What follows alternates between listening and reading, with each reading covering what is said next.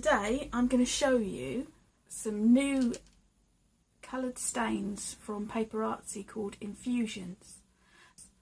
There are 12 colours and they are a powdered pigment with added walnut stain, so you'll get a brown vintage look to your work. So first of all, I'll show you how they come. They come with a solid top. Personally, I like to just pierce a hole in the top, so it means you don't have to unscrew the lid every time, which may end up with powder spilling onto the surface. And this colour is intense and a little bit goes a long way.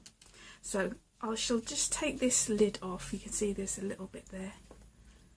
And if you can see inside, there's a little white stopper. So I want to remove that because it will stop the powder being sprinkled out properly. So let's have a go. Oh, see, look, I still managed to spill it everywhere. Never mind. Okay, so the lid is now just a silver cap, so just give it a nice little small hole in the top. Obviously you need to seal that now for storage. Just a little piece of washi tape or a sticker and just keep that in place, and then when you're storing them it's not going to go everywhere.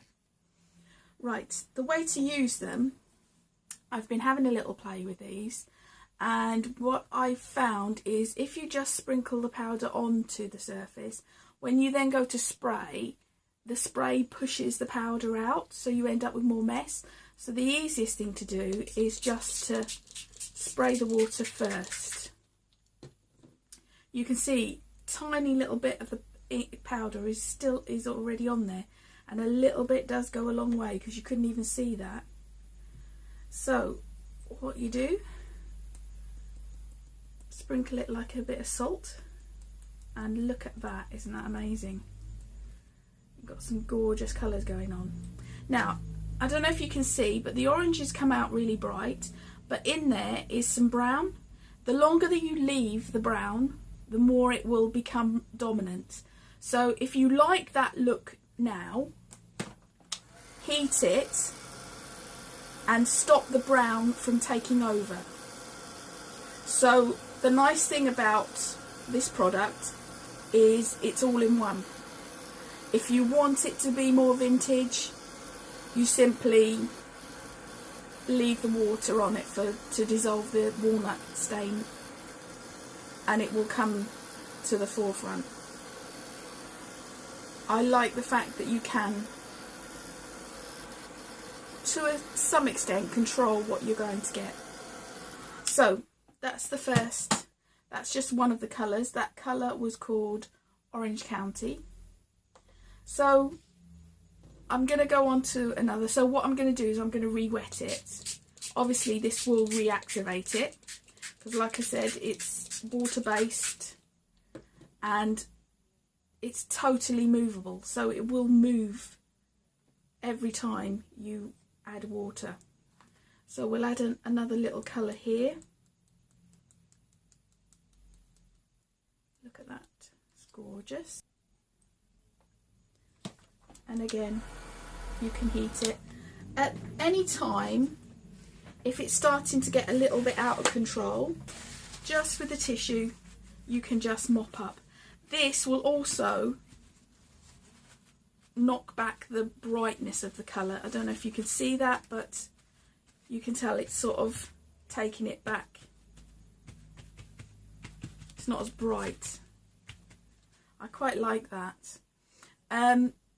One of the things, obviously, that will always reactivate every time you add water to it. There's a way of sealing it by using any of the PaperArtsy mediums. For instance, the gloss glaze, the matte glaze, the satin glaze, and also the metallic glaze. The metallic gives you a lovely shimmer to the piece of work. Okay, so I'm going to seal it, so that piece here, I don't want that to movable.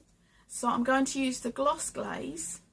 The way I'm going to do it is apply the glaze with disrupting the underneath as little as possible. So what I'm going to do is, with some cut and dry, I'm going to sponge it on. You will get some of it move, but I found this is the easiest way to get as near to as close as what's underneath as possible.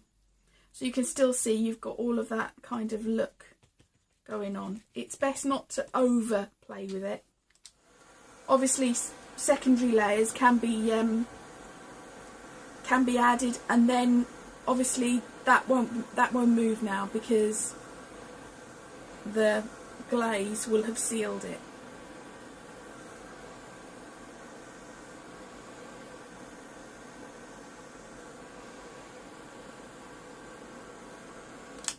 So there we've got something that is not going to move now. I do like to just, the crystals of the walnut stain can sometimes stay on the top of the card. So when it's dry, I like to just give it a little sand, and it just knocks those crystals off. And if they're not there anymore, it will also stop them going too brown if you add other layers. So that bit has got that seal on there, so now that is permanent there now. This bit obviously we haven't, so that still can be reactivated. Okay, one of the other ways that I've found of using the infusions is through Stencil, and this also has a better control of where the colour goes. So I'll just quickly show you that. On a clean piece here, I'll put the stencil down and I'll spritz the water through the stencil. And then I'll get one of my colours, go for quite a strong colour, this one's blackcurrant. I'll sprinkle it through the stencil.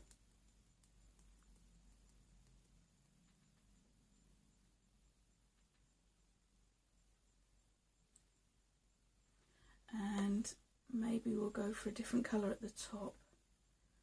Let's get royal blue. It's kind of hard to do it with one hand, apologies. Oh, that one's coming out lovely. Right, so as you can see, let's have a little bit, tiny bit more on there.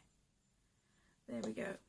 So when you lift it up, as you can see, you've got it in a more restricted, controlled way. And I really like the fact that you can put patterns down.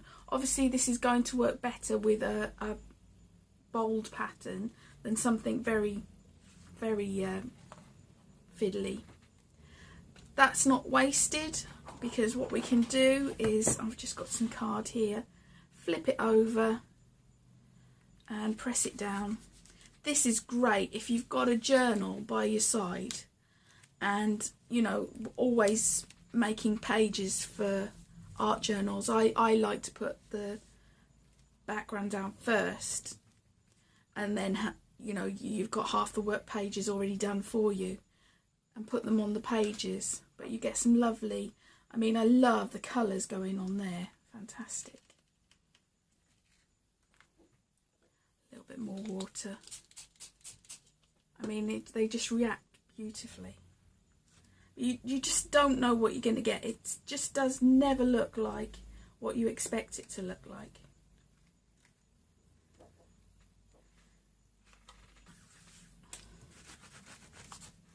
And there we go. So with this one now, I'm happy with the colour. So I'm just going to set it. But I would just slightly sand it down just to get rid of all the walnut crystals that haven't already dissolved.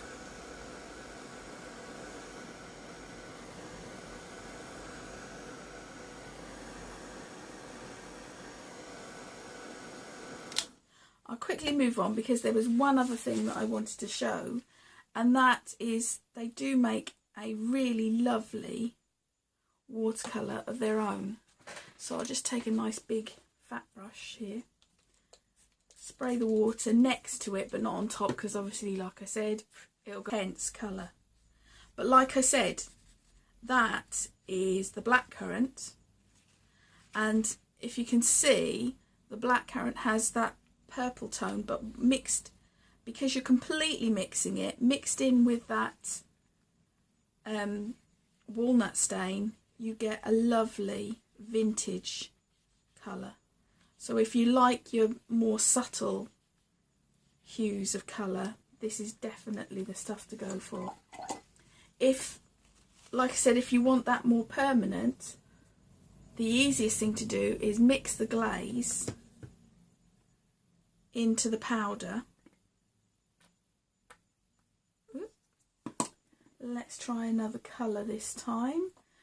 Sunset Beach. Again, just never know what you're going to get. Oh, a bit too much there. And mix it up. And now when I paint this, it will have the permanency of an acrylic paint.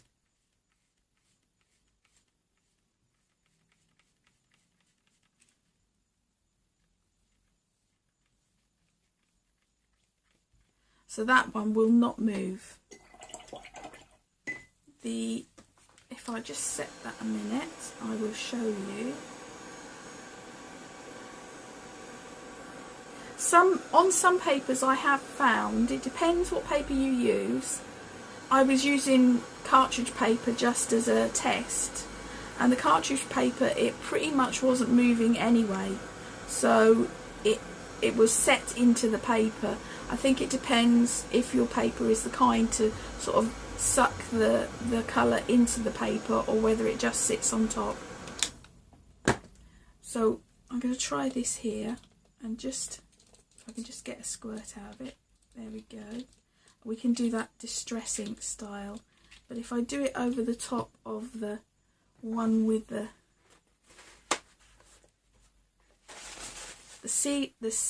gloss glaze in it, it shouldn't move at all. So just give it a few minutes just for it to activate, and then there we go. Can you see that? That has taken it off, and you've got that, the same look you'd get with distress inks. But there we go, see, it hasn't moved. It hasn't moved that at all. And also, if you can see that one there, I should have showed you that one as well. That one, it doesn't move that. But it would, you can see that already. If you can see that one, the colour didn't come off. There we go, the colour is coming off. Now, it's great if it doesn't matter, but if you're doing a background page that you then want to collage onto, it is important to know how to seal them in order for you to move on. So I do love that sponging technique. It does give you a lovely effect, and you still get that look, but it enables you to then layer on top. So I hope you enjoyed that. There's way more things that you can do with these powders. As we get to play with them, we'll find out more every day.